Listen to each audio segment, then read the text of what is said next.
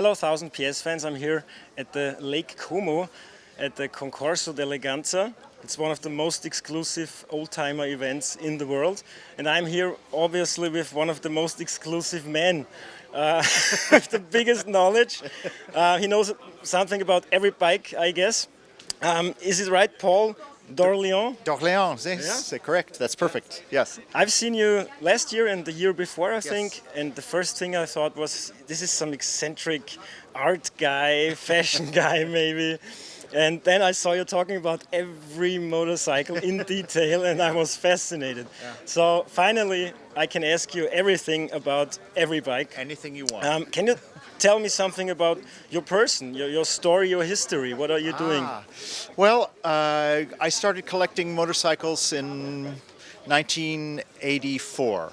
And, the reason I know so much is I was fascinated and passionate, but there was no internet, in the 80s. So if you wanted to learn something about motorcycles, you had to read.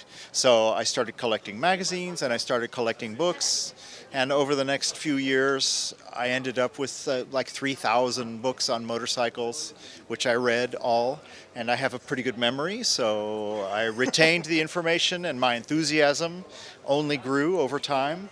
And I started writing about motorcycles, and about 10 years ago I started my own blog, The Vintagent, and which is only about old motorcycles. But not just technical, it's a lot about culture and history and the aesthetics and sort of the social forces that create a motorcycle. And now I'm an editor at Cycle World, and I write books about bikes, and I get invited to incredible events like this. And you're right, this is the premier Concorso in the world, and I'm super flattered to be here. Me too. And you said 1984 you started collecting, and the 80s were a very special time aesthetically for motorcycles. So what was your first motorcycle? My first my first motorcycle was a little Honda 50cc, just to learn. That was when I was 15, 79. And then 4 years later, I bought a BMW, 1966 R60, and then I bought a single-cylinder BMW, an R26, and then I bought a Norton Atlas, and then I bought a Velocette, and 300 motorcycles later, here I am today. Wow. So I must admit, some of the brands here I've never heard of. I mean, I'm 38 years old, and I'm more interested in modern motorcycles and, 70s, 80s, around that. What is this? So this is a Gnome Rhone.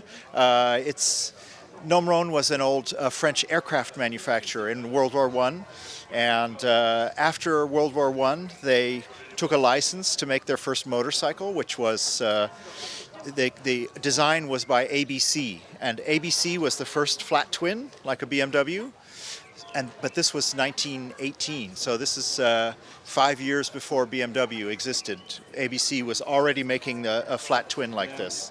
And I picked this bike to show you because a lot of people look at this and think it's a BMW clone, but actually this design predates BMW existing, and this is sort of the flowering of their production in the 30s. Super Art Deco style, with this pressed steel frame and this beautiful flat twin motor. And if you look at the castings, and the chrome and the instruments in the tank, especially the chrome on the top and the handlebars, it's elegant. This is a Concorso d'Eleganza, and this is like probably the most elegant motorcycle here. It's fantastic. I am fascinated by this clock here, by Jaeger, I think. Yeah.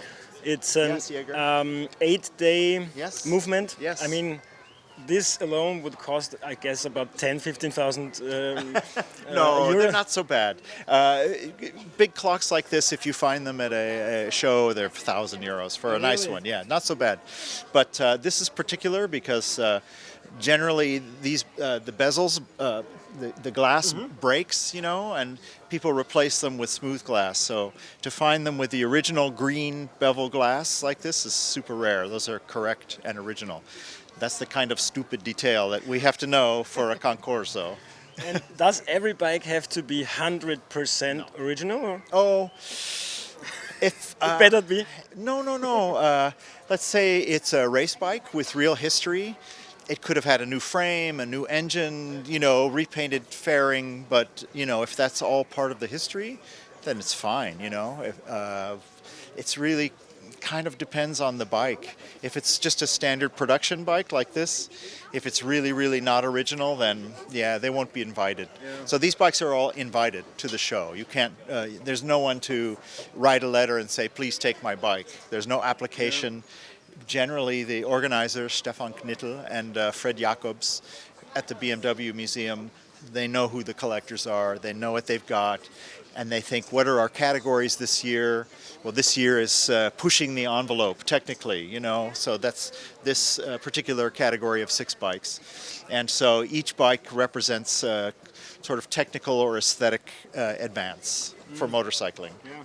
You're in the jury, of Yes. course, and how do you judge? I mean, what are you looking for on a bike? You're not telling. No, it's fine.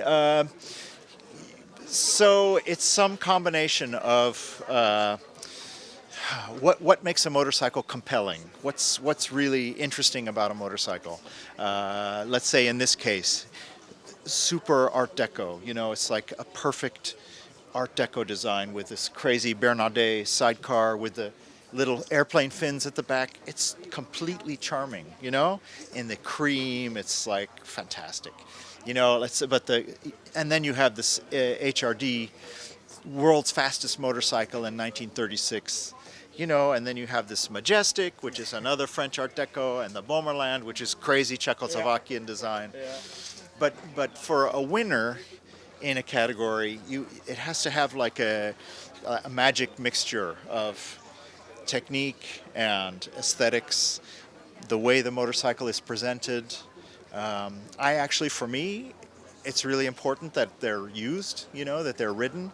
Like this bike has stone chips and there's oil in the frame and, it's a little bit messy, but, and I'm not saying this bike will win, but it doesn't bother me at all that it's been on the road. Super important, actually. Cool.